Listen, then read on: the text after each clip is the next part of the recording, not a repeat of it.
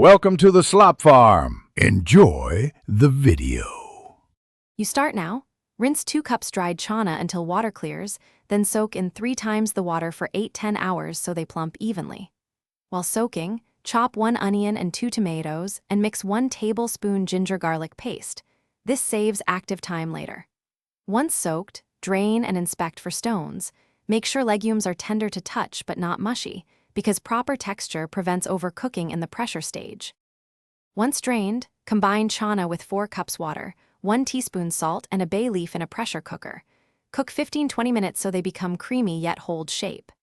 Meanwhile, heat 2 tablespoons oil and temper with 1 teaspoon cumin and 1/2 teaspoon mustard seeds for aroma.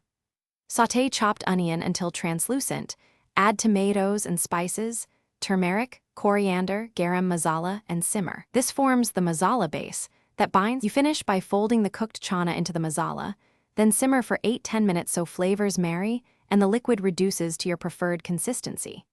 Make sure to add 1/2 teaspoon amchur or a squeeze of lemon to brighten the dish, and taste for salt and heat, adjusting with small water additions in 1/4 cup steps if too thick. If your chana is undercooked, return to pressure cooker for 1 more cycle. That fixes toughness without losing flavor. Thanks for watching. Consider subscribing if we helped you today.